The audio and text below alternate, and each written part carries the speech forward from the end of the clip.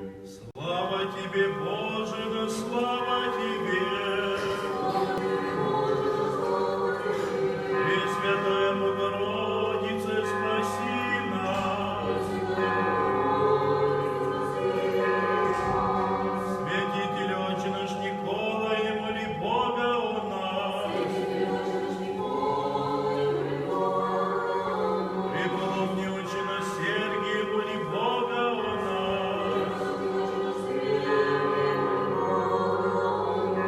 Все святые, молите Бога о нас!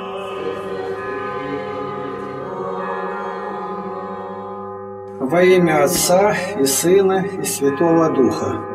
Аминь. 22 июня. Житие и страдания святого священномученика Евсевия, епископа Самосатского. Святой Евсевий был епископом города Самосаты, находившегося под управлением антиохийского патриарха. Он был мужем правоверным, благочестивым, исполненным ревности в Боге, постоянным и непоколебимым в православном исповедании, в то самое время, когда усилившаяся ересь Ария приносила большой вред и сильно смущаемая Церковь Божия колебалась, как корабль посреди моря в бурю. По смерти святого великого царя Константина в восточной половине царства его вступил на престол сын его Констанций, который, как арианин, стал во всем помогать арианам и преследовать их выгоды. Поэтому в его царствовании православным пришлось испытать большое гонение и стеснение от ариан, от которых и святой Евсевий перенес немалые страдания за свою ревность по православию. Ревность святого Евсевия о Церкви Христовой стала известна всем после следующего события. Когда Евдоксий, патриарх антиохийский арианин, перешел из-за богатства на царьградский престол, тогда по этому случаю в Антиохии был собран собор всех сирских епископов для избрания патриарха на место Евдоксия. Ввиду того, что не только между народом христианским, но и между епископами было мало православных, и многие арианствовали, следуя за нечестивым царем, вероучение вновь избранного патриарха должно было иметь большое значение для православной церкви. Вероучение вновь избранного патриарха должно было иметь большое значение для православной церкви. Об этом и позаботился святой Евсевий, который на соборе занимал не последнее место между епископами и первоседателями.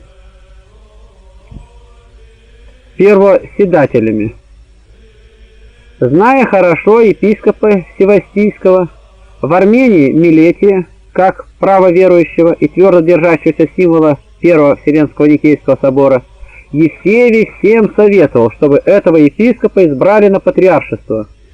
Арианствующие, не зная православия Милетия и думая, что он будет их единомышленником, охотно послушались совета Евсевия. Они составили общий относительно Милетия приговор, подтвердили его своей подписью и отдали на хранение святому Евсевию. Затем, когда получили царское согласие на это избрание от лица епископов, было отправлено известие об избрании к святому Милетию, и последний был приведен в Антиохию, где его встретили с великой радостью. Святой Милетий в сане патриарха стал учить свою паству прежде всего хорошей и добродетельной жизни. Этим он старался сгладить для строптивых сердец путь к правоверию. Святой ожидал, что, исправив злые нравы, исторгнувши тернии и волжцы, он с большим успехом может рассеять семена православия среди своей паствы. По прошествии недолгого времени народ захотел удостовериться, какого исповедания держится их новый патриарх, о чем и стали просить патриарха.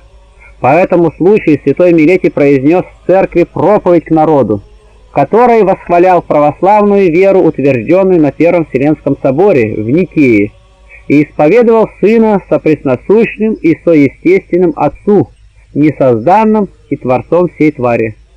После такой всенародной проповеди ариане пришли в смущение и сильно разгневались, а православные возрадовались, видя на апостольском престоле такого православного архиерея.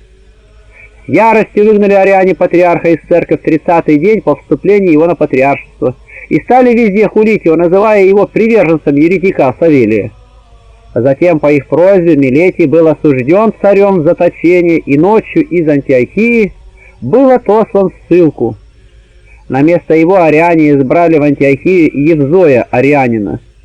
Святой Евсевий Самосадский, видя, какое волнение произвели еретики в Антиохийской церкви, видя также и незаслуженное поношение, какое оказали ариане новому архиепископу Милетию, никому ничего не говоря, вышел из Антиохии и отправился в свой город. По пришествии Милетия ариане вспомнили, что у Евсевия находится на хранении подписанный руками епископов приговор об избрании Милетия. Вспомнив это, они пришли в немалое смущение, боясь того, как бы Евсевий на соборе не стал обличать их этим приговором, что они сами своей волей избрали себе архиепископа и тотчас же изгнали его. Поэтому ариане стали просить царя, находившегося тогда в Антиохии, послать к Евсевию с просьбой возвратить вверенный ему приговор. Царь немедленно послал за приговором гонца к Евсевию. Посланный, прибыв к епископу, передал ему царское повеление, на что святой Евсевий так ответил: «Я не отдам общий приговор, вверенный мне, до тех пор, пока все, верившие мне этот приговор, не соберутся вместе на собор». Посланник возвратился ни с чем, за что царь сильно разгневался и снова послал его, написав строгое повеление: если епископ не пожелает отдать приговор, отсечь ему правую руку. Последнее царь написал для устрашения святого, дело же этого не осмелился приказать посланнику. Когда царский гонец загнал епископа и показал ему грозное послание, святой Евсевий, прочитавший его, тотчас протянул 2 руки на отсечение со словами: «Не только одну правую руку, но и левую отрубите. Все-таки я не отдам приговора, обличающего злобу и беззаконие ариан».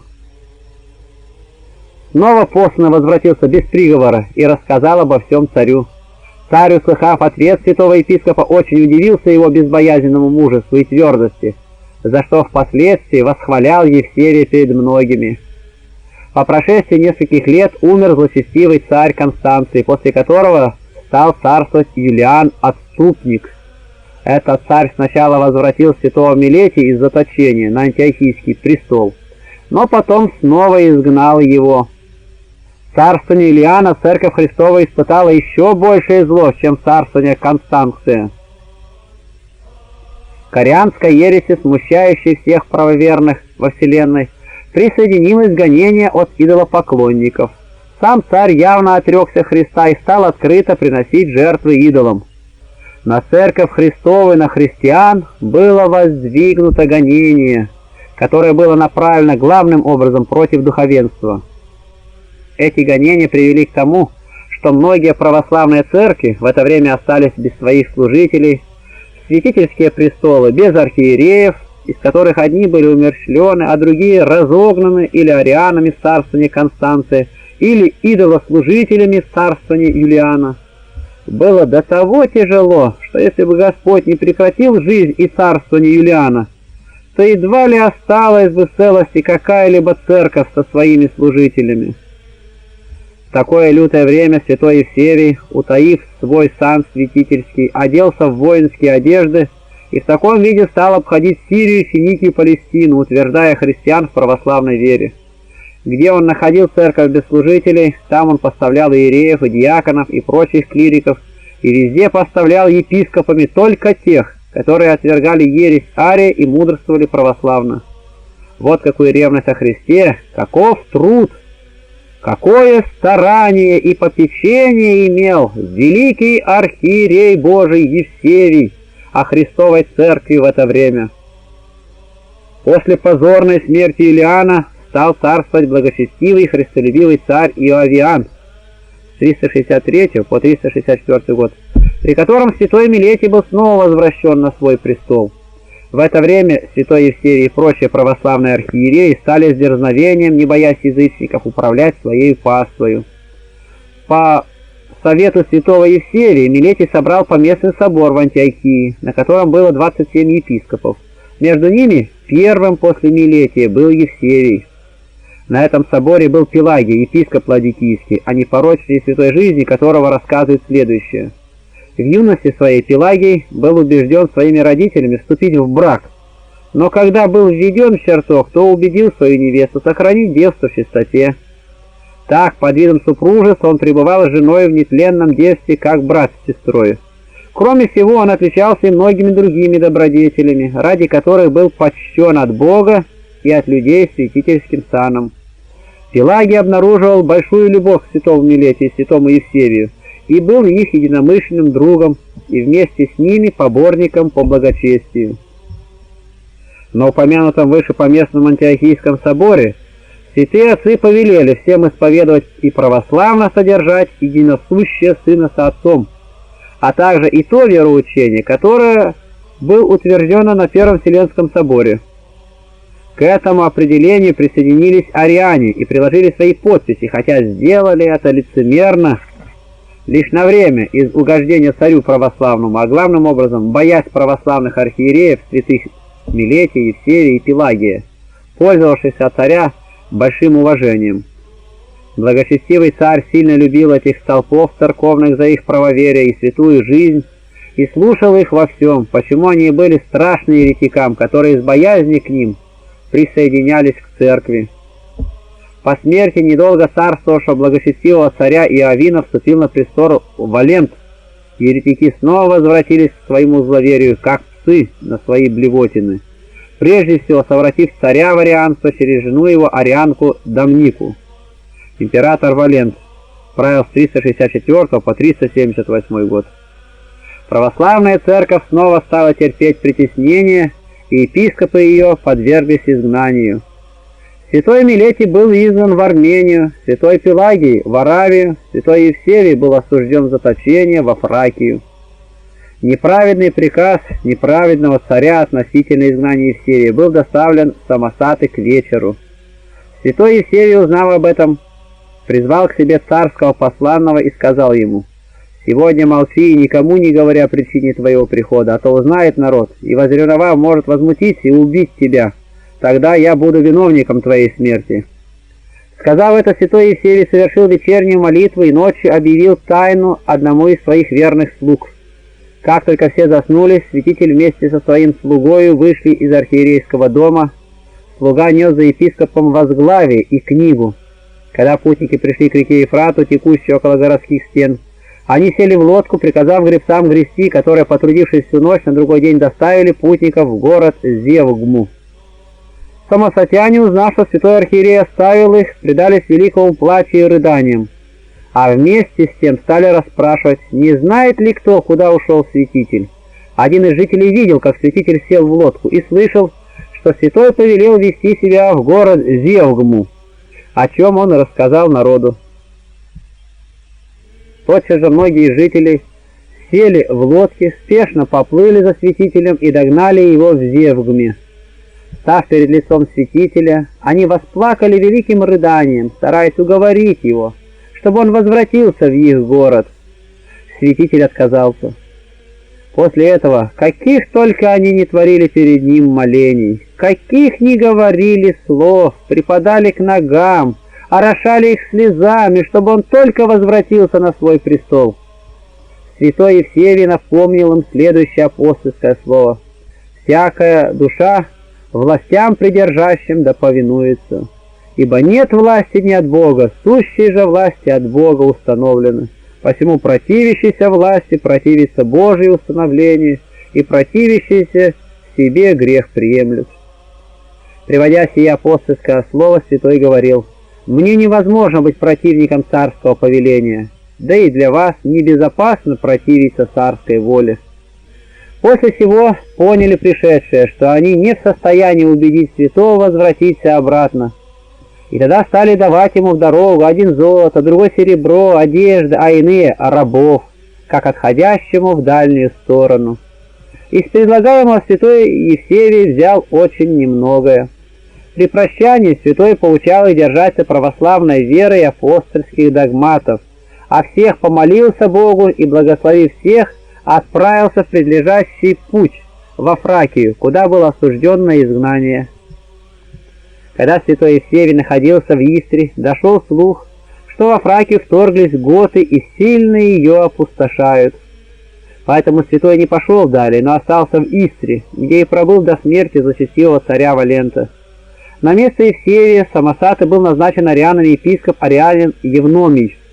Когда Евномий вступал в город Самосаты для управления паствой, никто из жителей города, ни богатый, ни нищий, ни художник, ни земледелец, ни муж, ни жена, ни старый, ни молодой не вышел к нему навстречу. Весь город, будучи правоверным, не желал почтить еретического епископа, ни принять от него благословения, ни даже видеть его. Евномий царской властью принял в управление епископию и стал совершать службу в соборной церкви. Народ не стал ходить в ту церковь, а также и в дом архиерейский, не любя архиерея и еретика. Ввиду этого Евномий постоянно находился один, исключая тех, которые с ним пришли. О нем рассказывают, что хотя он был и еретик верою, однако нравом своим был добр, кроток, тих, смирен и ко всем любезен. О добронравии его рассказывает следующее. Однажды он вошел мыться в общую баню, и слуги по обычаю той стороны затворили за ним двери, чтобы не вошли другие туда, где моется епископ. Евномий, узнав, что многие стоят у дверей, желая мыться, приказал слугам отворить двери и впустить всех желающих мыться с ним вместе. Вошедшие в баню в виде епископа, сидящего в теплой купели, не пожелали сесть и стояли перед ним, оказывая ему этим почесть. Епископ предлагал войти им в ту же купель, где он находился, но пришедшие отказались.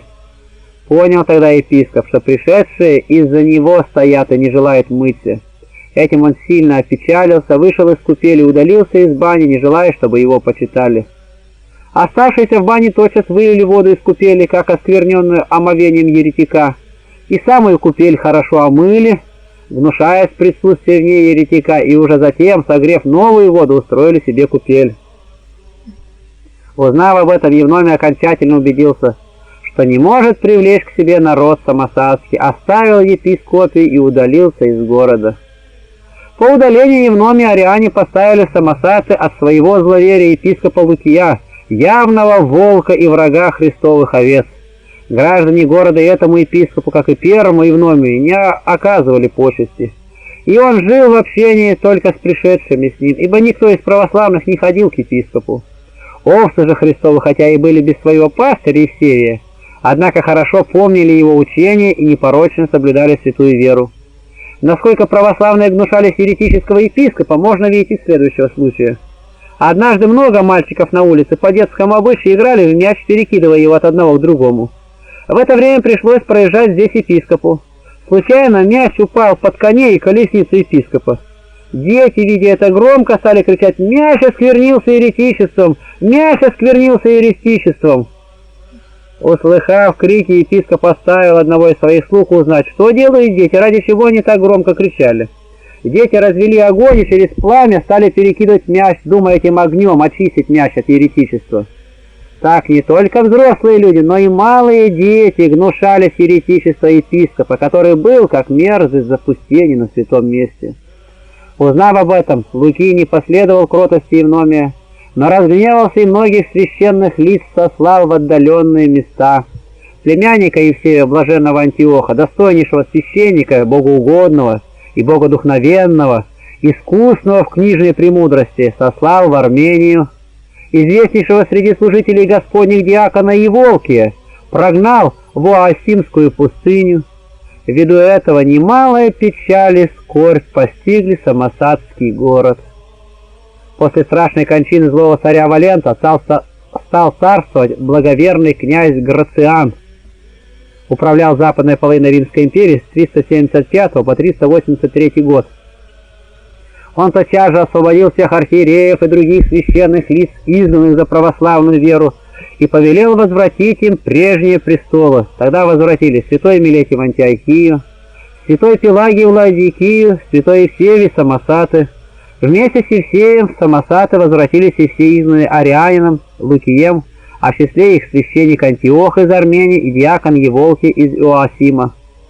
Для православных это было великой радостью, для нечестивых – великим стыдом. По возвращении на прежнее место Евсевий вместе с прочими епископами, и в особенности заодно со святым Милетием, стал заботиться о церковном благоустроении. Прежде всего, он постарался избрать на архиерейские престолы, бывшие праздными по извержению епископов ариан, мужей достойных и твердых в православии. Посвящая в архиерейский сан, святой поставил следующих епископов: честного Акакия в Верию, добродетельного Феодота в Иераполь, одноименного себе Евсевия в Халкиду, Исидора в Кир, в Эдессу же, по представлению святого архиерея Варсы, возвел на престол исповедника Евлогия. С богоугодным епископом Марином, избранным в Арианский город Далифины, святой Евсевий пошел сам в указанный город, где он хотел очистить церковь от ереси и посадить на престол вновь избранного православного архиерея. Когда Евсевий вошел в этот город, одна женщина, арианка, бросила на него с крыши горшок и рассекла святому голову. От этой язвы святой Евсевий разболелся и приставился ко Господу. Умирая, он заклинал всех с ним бывших, чтобы они из мести не сделали какого-либо зла той женщине, которая причинила ему болезнь. В этом случае святой подражал своему владыке, который молился за распинающих его, говоря: «Отче, отпусти им, не знают, что делают», а также и святому Стефану, молившемуся о побивающих его каменьями. Так мученически скончался великий угодник Божий Евсевий от арианской руки, пострадав за Сына Божия, Отцу сопресносущного и соестественного. Кончина Евсевия последовала около 380 года. Святое тело его было возвращено в город Самосаты, где и было честно погребено со слезами и рыданием всего христианского народа. На место Евсевия был возведен вышеупомянутый блаженный Антиох, сын сестры святого Евсевия. Церковь Самосатская процветала в православии, благочестно славя Отца и Сына и Святого Духа, единого в Троице Бога. Ему же и от нас да будет честь, слава, благодарение и поклонение, ныне и в бесконечные веки. Аминь. Богу нашему слава во веки веков. Аминь. Просим, приходите, подписывайтесь, будете регулярно получать с нашего канала.